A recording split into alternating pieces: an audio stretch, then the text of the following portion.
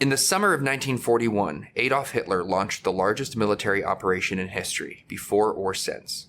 Operation Barbarossa, the invasion of the Soviet Union. Striking east, numerous German armies engaged in a breakneck war of maneuver, engaging in vast encirclements, breaking through resistance and pressing rapidly toward Moscow, leaving death and terror in their wake. By the winter, the offensive ground to a halt, and momentum shifted to the communists. This is the moment the world stood still, and convention holds that the Russian counteroffensive, combined with Hitler's decision to declare war on the United States shortly after the Japanese attack on Pearl Harbor, marked the turning point of the war. But today, I hope you'll indulge me and my guest as we both discuss the grim realities of warfare on the Russian steppe, but also explore an alternative theory, that the Germans were doomed to defeat all but from the moment they crossed the line of departure into the east. It is a prescription for war, this Iraqi invasion of Kuwait. December 7th, 1941, a date which will live in infamy. The bloody experience of Vietnam is to end in a stalemate. We continue to face a grave situation in Iran. And the people who knock these buildings down will hear all of us soon. We shall fight on the beaches, we shall fight on the landing grounds, we shall fight in the fields and in the streets. We shall never surrender.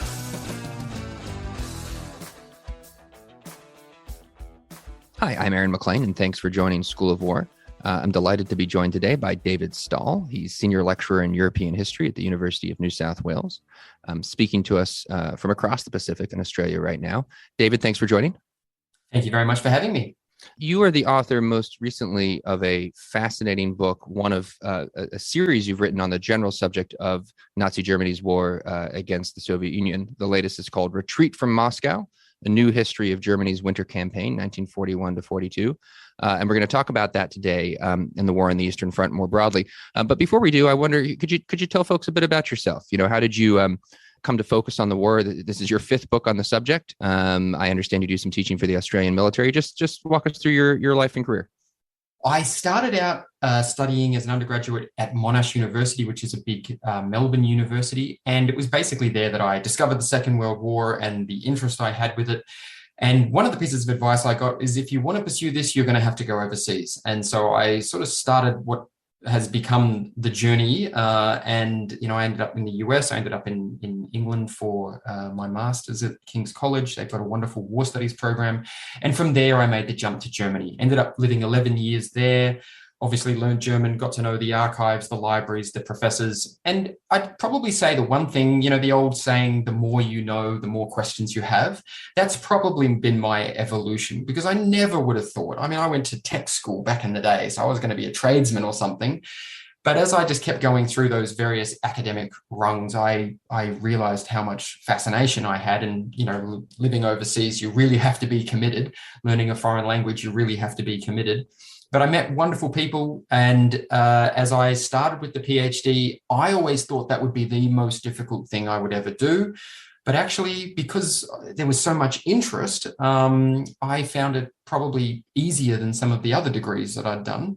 And got to the end of it and thought to myself, well, this is maybe a career now. So, you know, it wasn't immediate. It took a while to get that. I think I wrote 2 more books while I was in Germany. And then I made the transition to the University of New South Wales, which is where I'm at. And just to pick up on your point there, the University of New South Wales has the contract for the Australian Defence Force Academy. So I'm kind of in both worlds. I'm in a civilian university nominally, but I actually teach on a military base. Well, let me ask you a question that a foolish undergraduate might ask, but I'm asking it because I want to hear you kind of make the case. But why do we care about the German military? I mean, they lost, they were evil, they were up to no good. What does it profit us to go as deep as, for example, you have into the nature of their operations, their strategic thinking, the nature of the fighting man and the officer corps? What's the point? Can I just say your articulation there sounded like my father 20 years ago, a loving, wonderful man. But when I was doing this, he was like, what the hell is this? The Germans lost the war. Everybody knows that. Who cares? But look, I think it's a really good question. And I think especially if I assume our audience, I mean, I think in military history, you can often be wrong-footed at just how well-read your audience actually are. But if we assume that people really don't know much about it, the first thing I would say there is If one just has an anecdotal understanding of the Second World War, and I do that with my first year course, we used to teach a Second World War first year course, and I would ask them, who is this? And I would put up a picture of Rommel, and I would get a sea of hands. They knew who Rommel was. And then I would say, well, for those of you who don't know, this guy is the Africa Corps commander. That's probably where he's most famous, and he commands no more than 3 German divisions. Then I put up a picture of a guy named Cede von Bock, for whom many people have no idea who that is. They certainly couldn't recognize him. In all the years that I did that, I got one student once who put up his hand and knew who he was. Cede von Bock, in the same year, Rommel goes to North Africa in 1941. Rommel commands 3 divisions. Bock commands 75. And he's one of 3 army commanders. It's really to make the point that the war that we understand that we fight as Anglo-Americans is really going to be fought and won on the Eastern Front. And yet we know so very little about it. And that's not in any way meant to diminish Australia's contribution or America's contribution. Of course, we're fundamental to the outcome. But in terms of the blood cost of this war, that is going to be waged by the Red Army. And we are talking millions and millions of men.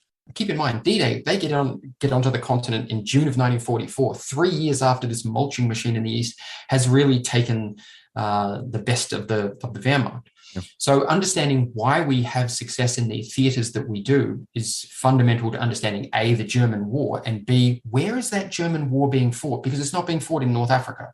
I mean, yes, but the overwhelming bulk is the Eastern Front.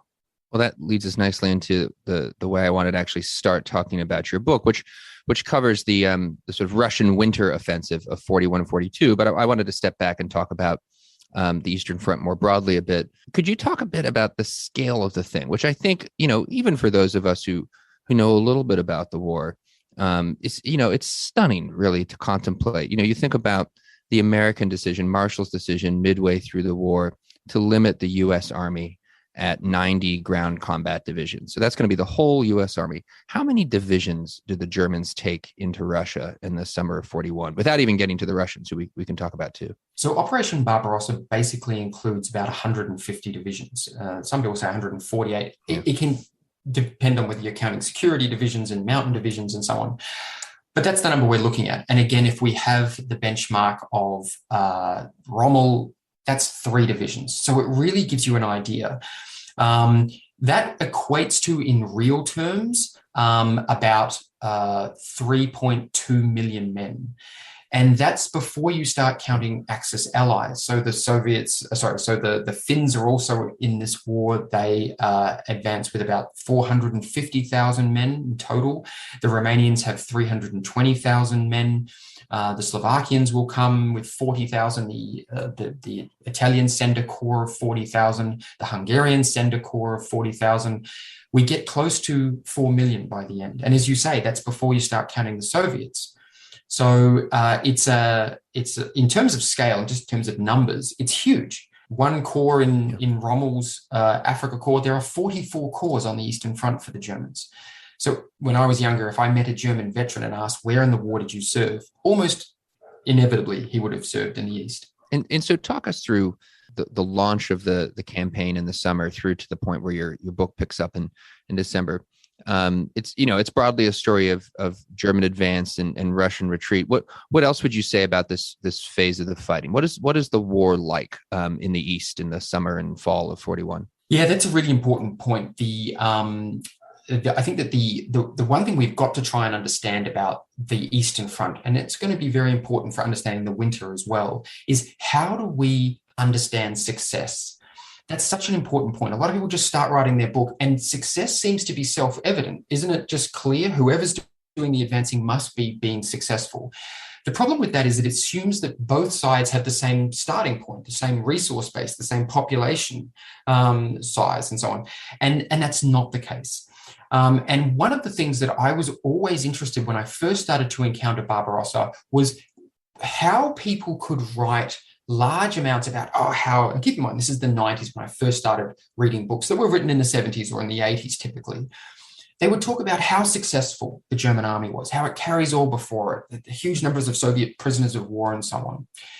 And in all of this discussion, I was always waiting for the part where they explained, yes, okay, that may all be true, But then why is Barbarossa, which is explicitly a 6 to 10 week campaign, why do they never, with all this apparent success, achieve any real success? How come the Red Army is never annihilated? And it's only when I really started looking at this more seriously as a postgraduate, and certainly by the time I was doing my PhD, that I became very interested in and quite convinced of the idea that if you really want to understand war, you need to have some kind of benchmark. You just can't go on, well, this was unprecedented victories, therefore, in and of itself, it must be successful. And I got into looking at what were the war directives, what were the Germans seeking to achieve with Barbarossa. And in a nutshell, they are quite explicit about destroying the Red Army in the border areas. These large encirclements will close in places like Minsk and so on, destroy the Red Army as they understood it. And then the rest of the campaign would just be exploitation, and hence it would be over in the summer. And without going into a big, long history of Barbarossa, that clearly does not happen. But there's a flip side to it, and that is we need to ask the question, not just how much are the Soviets losing, but what are these German victories costing the Wehrmacht? And in that sense, one last little caveat, if I said before there's 150 German divisions in Barbarossa, very important to understanding what happens is the overwhelming bulk of those are just infantry divisions. That means they march into the Soviet Union. They have horses. There are 600,000 horses in Barbarossa. It's only 30 or so divisions that are motorized or panzer. So this Bewegungskrieg, this war of movement that the Germans fight, absolutely depends on a finite, small number of divisions. And these early battles take a very high toll on them, very high toll. Guderian, who's one of these panzer group commanders, there are 4 in the Soviet Union, is down to a quarter of his strength by the end of the summer. And that really tells a story, because if the Germans can no longer keep advancing, then what is the Eastern Front? It is a huge, high-intensity war with millions of men fought against a nation that is engaged in forced mobilization on a colossal scale. In fact, the Soviet army will have more men by the end of 1941 than it had on the 22nd of June. So for all these apparent German successes of huge numbers, the Red Army is still growing in size. That's not to say the quality is there, but the Germans also don't have the quality. Their panzer groups are being worn down. So is the flaw then, or the mistake, conceptual or in execution? That is to say, was the German notion to encircle these Russian armies and destroy them basically correct, but they failed to execute it? Or was there something just broken in the plan itself that even had it been successful, they would still not have carried the day? I think we need to understand that on a couple of levels. And I always like the idea of looking at things, so tactically, operationally, strategically. And I'm sure many of your listeners will have a good sense of what those different stages are. But the mantra always was that Germans were very good tactically. And I think that's very true. And older historiography said they were very good operationally. I'm more critical of that. But I think most people say the Germans were terrible strategically. So to answer the question, yes, they're very good. They are actually able to encircle forces. And if there wasn't this unending strategic sort of space in the Soviet Union, unlike in the French campaign, perhaps that would be enough. But the reality is the Soviet population is as large as it is as disparate. It is such a large country. And remember, the Soviet Union is an expanding funnel. So as you advance east, you're going to have to stretch your forces, not just in terms of depth, but in terms of the sort of lateral movements. And that pulls the Germans sort of apart, and it makes it much more difficult to form up these operational sort of fists that are going to break through each time. So the Germans are losing men in terms of attrition just by the sheer fighting and the movement east, but they're also having to stretch their forces. And that just means that there's a finite distance to which they can really advance. And that's just in terms of combat power. If you also look at the logistics of it, the German plans are very clear. They really state quite unambiguously, we can advance about 600 kilometers before the system will break down. Without train lines and other such things, and that's heavy infrastructure.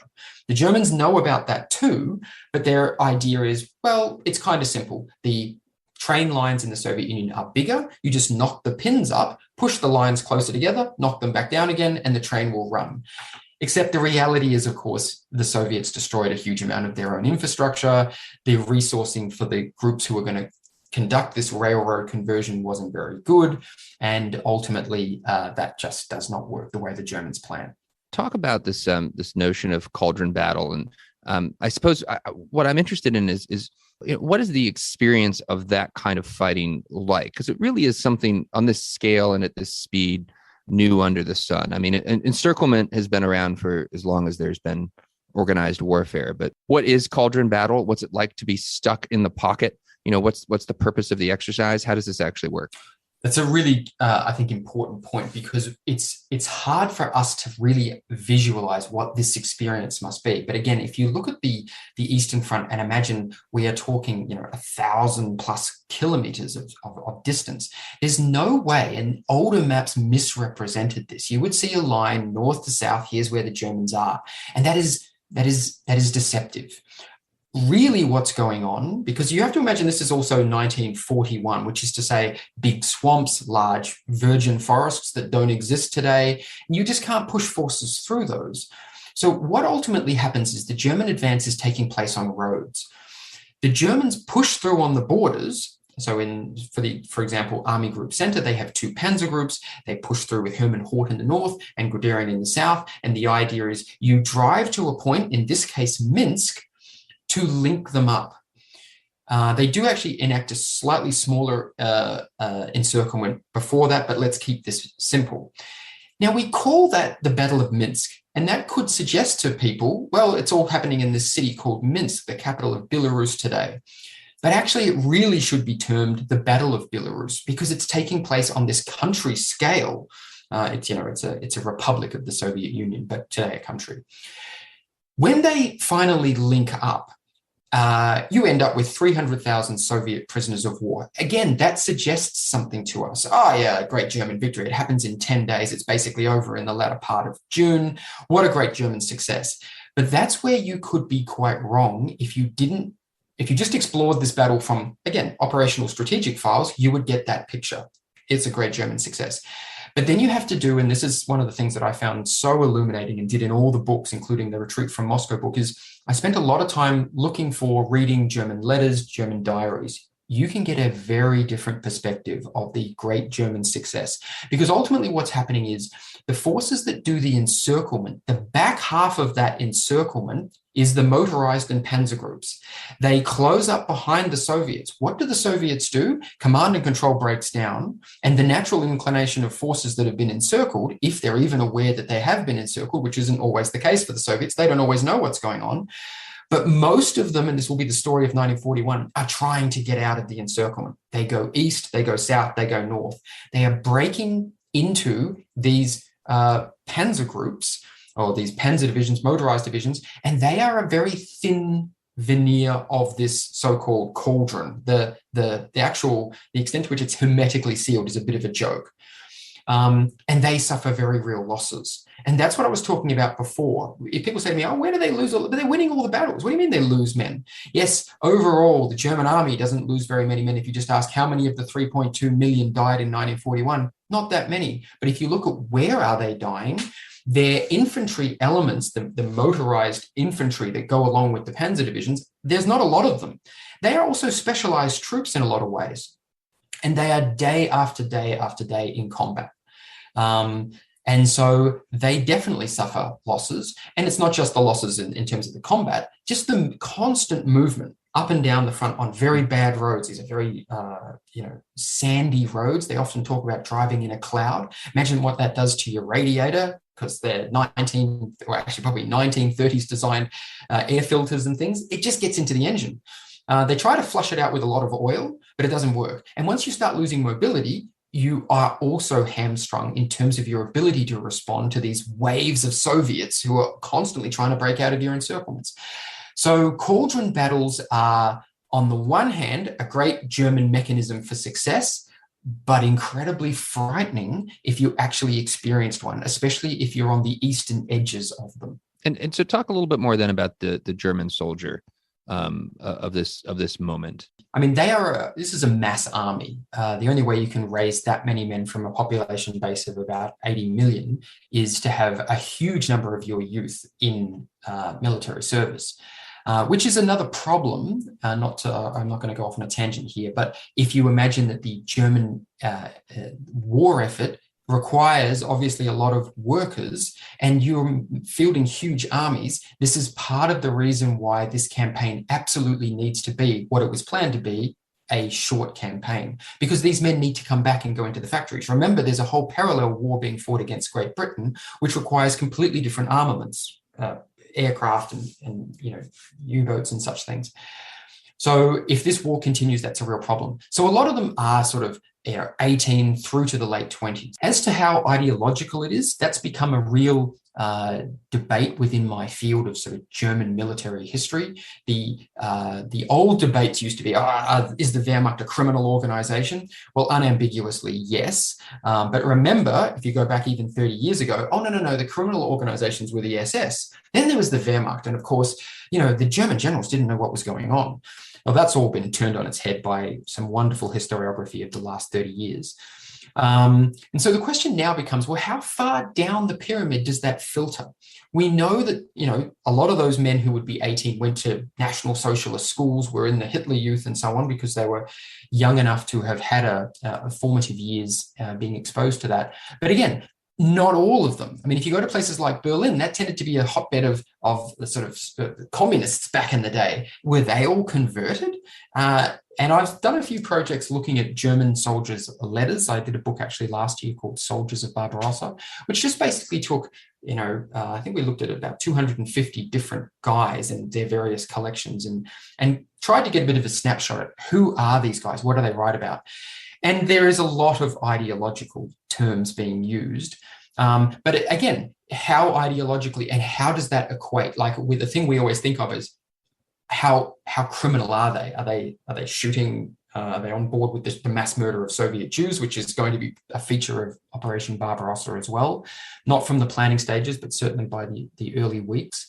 And there's evidence of that, but at the same time, there's a lot of letters. There's a guy who's done a study in Germany, and he would say about 1% talk about that. But the big caveat there is, if you were engaged in that, would you write your wife? Would you write your mother about what you've been up to in the East? You'd have to come from a very National Socialist family to do that, I think. So, well, let's stick with this for a second. So there has been this sort of healthy corrective over the course of the last generation or so. I mean, you look at the, on one level, very good sort of World War II movies that come out in the 60s and the 70s. Germans are generally portrayed as, on the whole, pretty good chaps, on the other side, of course, but, their officers are basically trustworthy, sort of frustrated camp commandants and the like of the POW camps and the Great Escape and things like that.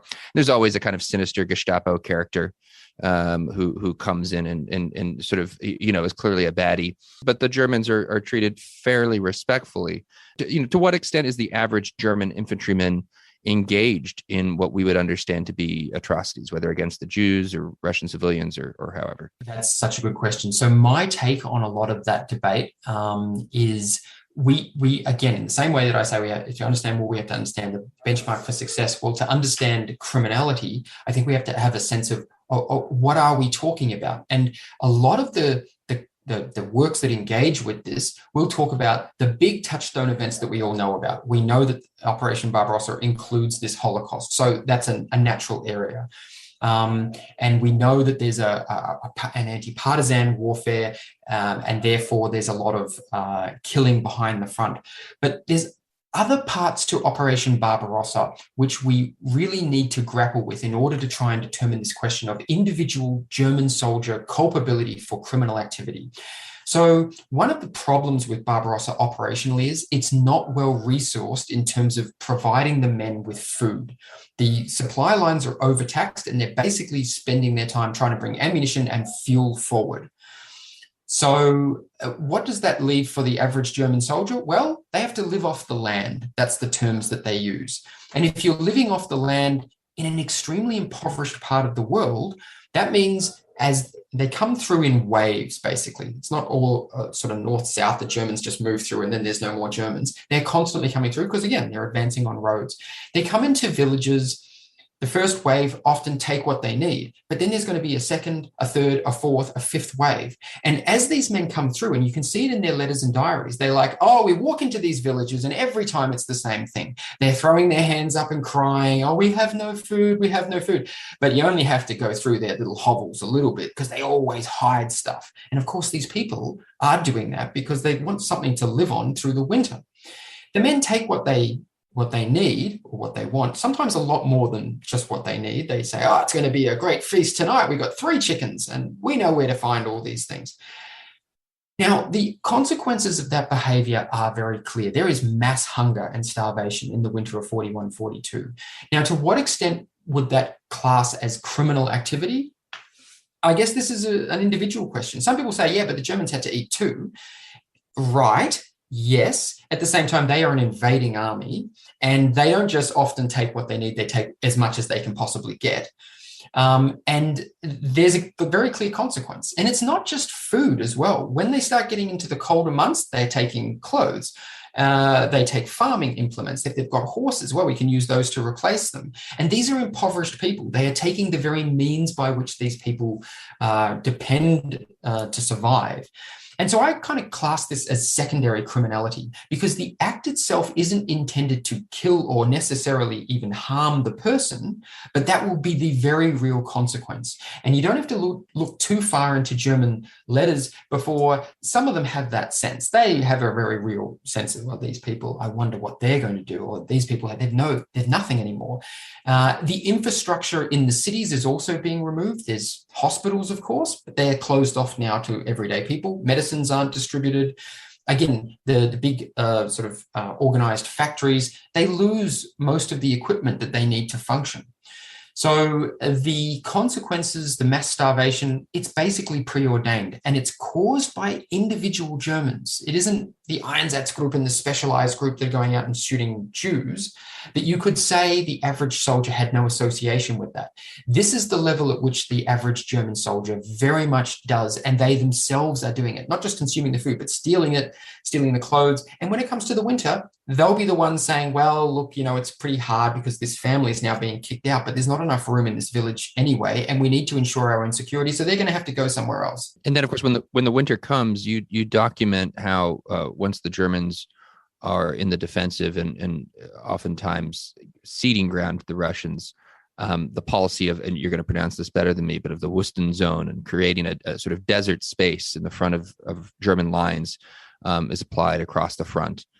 So here you're engaged in really acts of total warfare, right? You're burning villages, you're eliminating anything in the way of resources that Soviet soldiers might avail themselves of, or structures for observation. I mean, it's a flattening of the landscape, right? Absolutely. Yeah, no, that's a really good point. I think the interesting thing is a lot of people think of the sort of scorched earth policies as being something in the latter part of the war, but you're 100% right. That's happening already in 1941. It's happening with the Soviets when they're withdrawing, which is also part of the problem. They're also contributing to the destruction of the environment.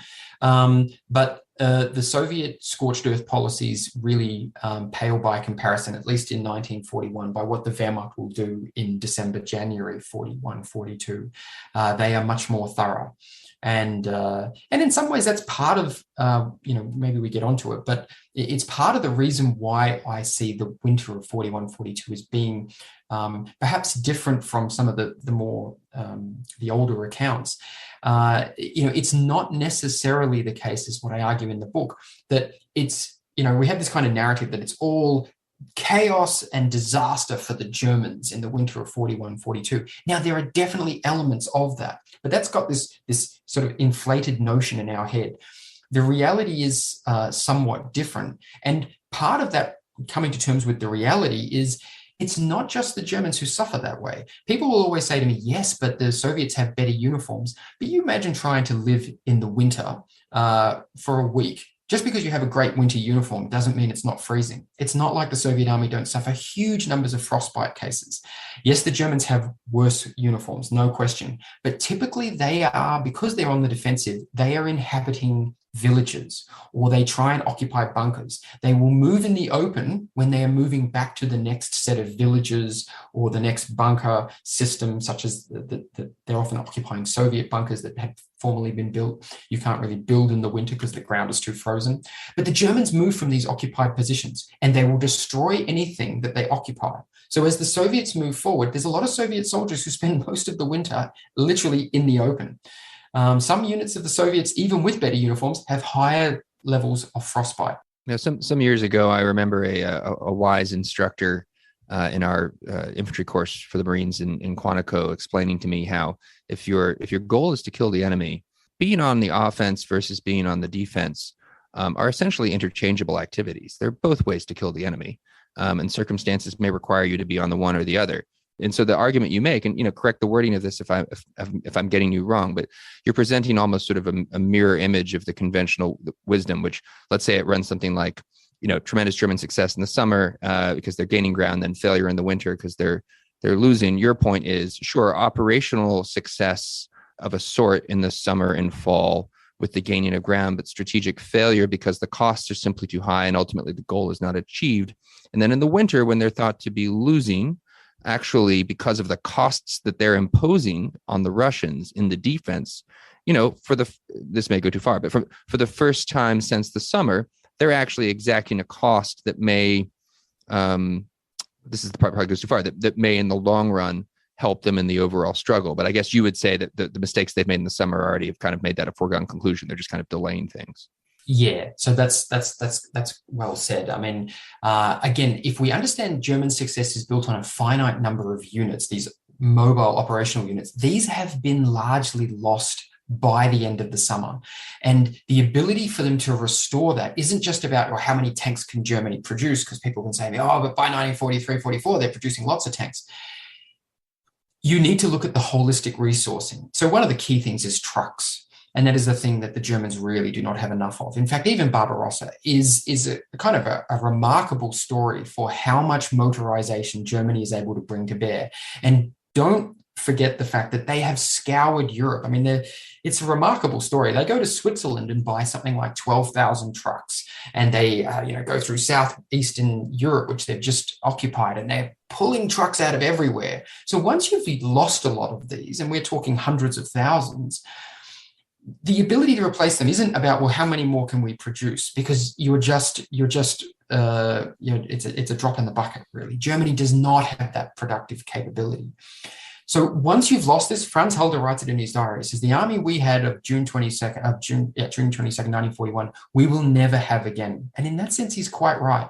So these have very real implications. But again, to pick up your point, if the standard that I use to understand success in Barbarossa is looking at what do the Germans seek to achieve, and then basically being able to say, as good as their operations may have been, they certainly do not equal that strategic goal. Well, the inverse is true of the winter.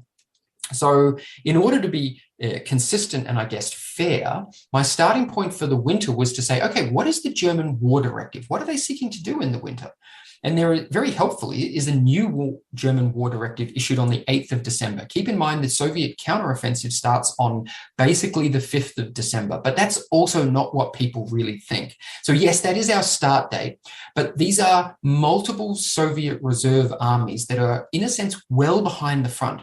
And the first attack is literally just one division out of 75 being attacked on the 5th of December. So the Germans have no sense that these reserve armies even exist, and they have no understanding of what's about to come. They think, okay, our offensive is finally ground to an end. We cannot really seize Moscow or encircle it. So I guess that's the winter quarters now.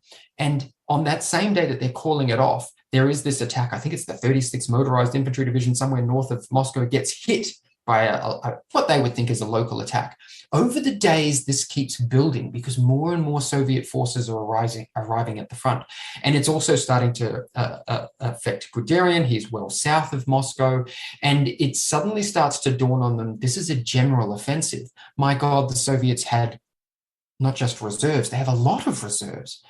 And so on the 8th of December, this war directive is issued. It basically calls an end to German offensive operations. That was already basically the case in practice, but now it is formalizing that. And it is very helpfully setting out what do they mean by a defensive operation. Actually, I've got the wording here somewhere, but not that it really matters. They're fundamentally interested in, here we go. I've got it right in front of me. The severe weather winter weather has come surprisingly early in the east. That's actually not true. It wasn't early at all, but that's what the Germans said. And the consequent difficulties in bringing up supplies compel us to abandon immediately all major offensive operations and go over to the defensive. The way in which these defensive operations are to be carried out will be decided in accordance with the purpose which they are intended to serve. And then it lists the key point: to hold areas which are of great operational or economic importance to the enemy. What does that mean in layperson's terms? It means the Germans must hold large population areas.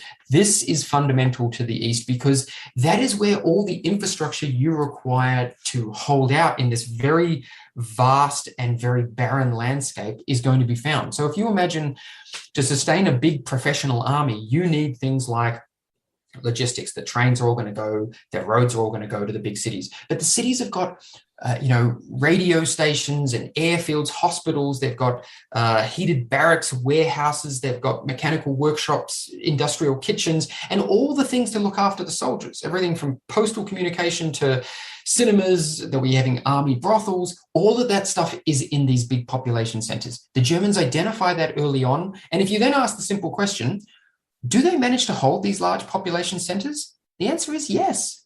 Most of the big areas that they understand we need to defend, north to south across an 800-kilometer long front for Army Group Center, they will hold most of them. They will lose one called Kalinin in the very north, but that's right on the front lines at the beginning of the Soviet offensive anyway, and another one called Kaluga. But if you look at Rezhev and Smolensk and Vyazma and Bryansk and Orel and Kursk, they hold them. And that's really what the Germans are seeking to do. So although people can say to me, yeah, but they're losing, they're falling back all the time, the Germans are very real that not every position, not every bridge, not every tiny little creek is a strategic position they need to defend. They've identified what they need to defend. And if we then just ask that basic question, do they manage it? Yeah, they hold them. They hold them through the winter. That's what they set out to do. So the Germans actually achieve their strategic goal for the winter in a way they never achieved their strategic goal for the summer. The operations equal the strategic conception. Again, that's not true of the winter. And if you ask the I know I'm talking a lot now, but this will be my final point. No, it's really interesting. If you ask the opposite question, so what were the Soviets seeking to achieve in the winter of 41-42, and did they achieve that? Well, as of January, originally they just have goals of pushing back the Germans. So in that sense, in December, they do achieve their goals, but they're very modest goals, just pushing them back from Moscow. And then they get very ambitious. They start to realize, wow, we're doing so well. And the Stavka start coming up with crazy plans. They basically have a small encirclement that's going to be centered on this town called Vyazma. I know this is very hard without really good geography, but let's just say they're trying to do this small encirclement on a place called Vyazma, and they want to do a much larger one that's going to be centered on Smolensk. That larger one is trying to destroy, it's actually in the Stavka plan, Army Group Center. That is 6 German armies. I can't actually remember off the top of my head how many corps, and 70 plus divisions. So it's incredibly bold. And if you just ask the question, do they encircle Army Group Center? No. Do they eliminate any of those armies? No. Do they destroy a single German corps? No. They cut off a number of German divisions, but those German divisions, while quite broken down because of the experience, they've managed to break through and get back to German lines. In other words, the Soviets never destroy a major German formation in this war. And so do they achieve their strategic goal? Definitely no. Now, I know that's not the only way to understand the winter, but that's a pretty good indicator in terms of who's achieving their goals. The only other way to understand it, I think, is to look at just sheer losses. And that also paints a picture. The Germans through the winter of 41-42 lose 263,000 casualties. That's huge for the Germans. They really can't afford that. But if you then ask the question, how many did the Soviets lose in that same 3-month period? They lose 1.6 million. That is a frightening number. And for all that the Soviet population is bigger than the German population, they can't afford that. At that attrition rate, they will never get to Berlin. It's phenomenally expensive. In fact, there are orders from Zhukov as early as the first days of December saying, stop attacking German fortified positions. What are these guys doing? That's the consequence of having, though, a lot of force generation, which restores the numbers in the Red Army, but doesn't mean you've got good NCOs or officers. And so they are leading them into disasters. And one theme of the book that I found to be really thought-provoking is this question of ideology. So over and above the question of incompetence, or maybe kind of intermingled with it, you point out that both the Germans and the Soviets, because the nature of their regimes, the nature of their politics, influences the strategic decision making and perhaps decision making at lower levels as well. Just the investment in spectacle and prestige, the notion of losing ground as something cowardly and gaining ground as something good. That this has as it were deleterious effects on actual military efficiency. I thought that was a really interesting kind of point of view. It often bothers me not to just sort of wander into other debates here, but one does come across people making arguments, for example, in the field of international relations, that nations operate according to a kind of ruthless necessity, and that everyone, generally speaking, has a pretty clear picture of what the actual dangers are in the world and what the actual advantages are that they might obtain. And there's often not quite enough credit given to the way in which people's worldviews really do muddy up their vision and influence their vision of the world and the decisions they make as a consequence. And that seems to be very much in evidence here. Yeah, look, there's a pragmatism as well, but you're right. That's, I think, one of the big problems. And I think it's an area where in the scholarship we need to do more work. We have a lot of work that talks about ideology, but I think that the connection between ideology is often used in literature that discusses criminality. So the Holocaust and the criminal Wehrmacht, people will then, look at that angle. If what we're interested in is more the military, I wonder how does that cross over? So, I read a lot of this literature that talks about the criminality because I think it's very important.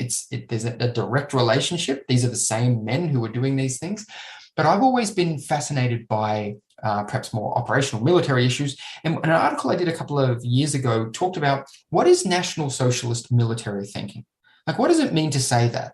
If there is a National Socialist worldview, how does that translate into the way in which military professionals will filter information to do the things that they want to do? And as I say, I think we're at the sort of beginning stages of understanding that. It's a lot about trying to quantify culture, which is hard, right? It's easy to quantify the strengths of a Panzer division. Just go into those files and look at the amount of fuel they have. But quantifying culture is difficult, both because it's a difficult concept, but there's also so many individuals and we don't have very much information. People would say to me, we do have a lot of information about the Wehrmacht. Yes, at a basic level we do, but if we're talking about who were the German generals, this might surprise your audience, but we're talking about in the German army, 1,800 men who achieved German general status. So if you imagine major general as the lower level, we have a huge number. You ask me as a military historian, how much do I know about any of those men? I know a fraction. And even the men who I try to investigate, because for the book Retreat from Moscow, I'm not just interested in Hitler or the commander of Army Group Center, Bock initially, and then a guy named Kluger. I want to know about who are these 6 army commanders. And then I want to start to know about who are these corps commanders. It gets very hard to get information. And that's really important in terms of being able to say, to what extent are these guys ideologically affected?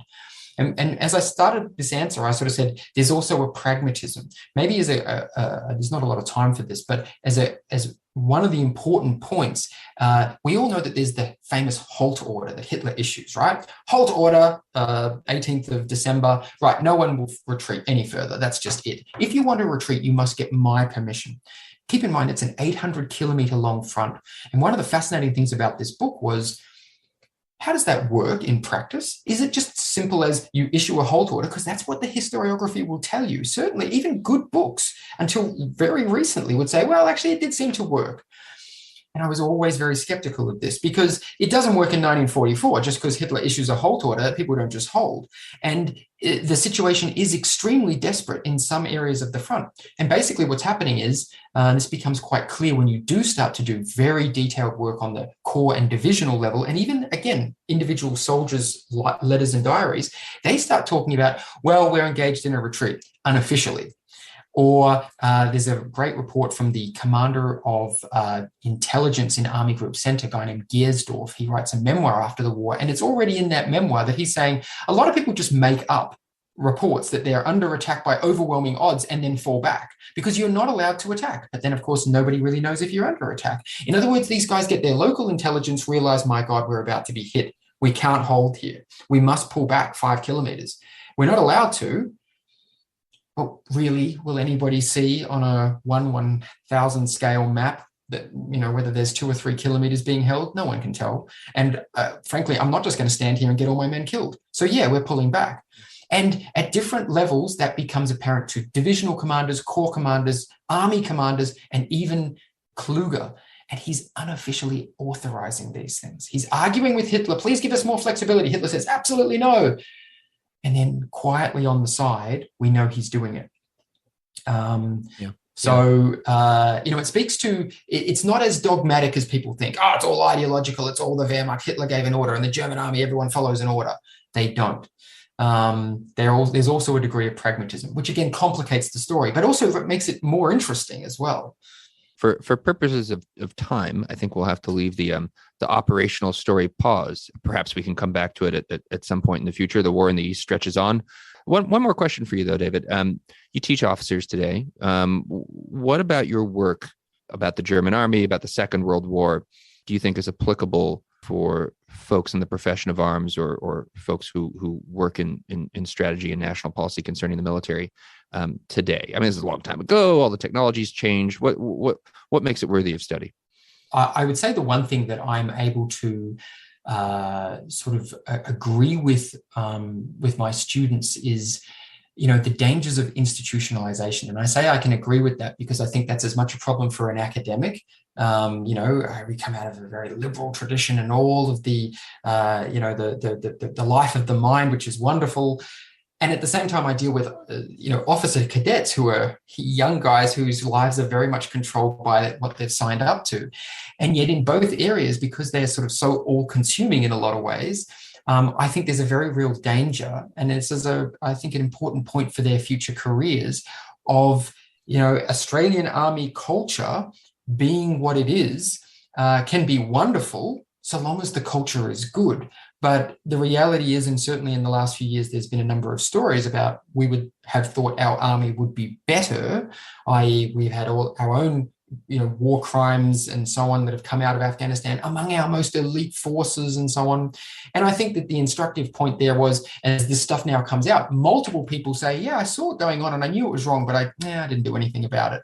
So my point to my cadets, when they know these things, they're in the Australian media, is to say, that's exactly right, but it's easy not to do something. And I think it's so important to recognize that you are institutionalized in the same way I am as an academic. And sometimes it requires me to look out and say, oh, well, maybe this is not how the real world really is or should be. That's, I think, both what we learned from looking at the German army or armies in the Second World War generally, but I think it's also a very real phenomenon in our modern lives. Thanks for that. And, I'll tell you, I walked away from reading your book with a simpler, we'll say, maybe simplistic takeaway, which is when we're recording this, I'll say for the record, on Tuesday, November the 23rd. And there were reports of Russian forces, or certainly their equipment, being massed in the vicinity of Ukraine. And I come across this commentary from time to time that, like, gosh, though, it's a pretty tight window here before winter sets in. Then we'll have a bit of a reprieve from the possibility of any action. And sort of want to respond, not so fast, guys. Right. Not sure that's really fully accurate. David Stahel, author of Retreat from Moscow. Thank you so much for joining. Thank you very much for having me. This is a Nebulous Media production. Find us wherever you get your podcasts.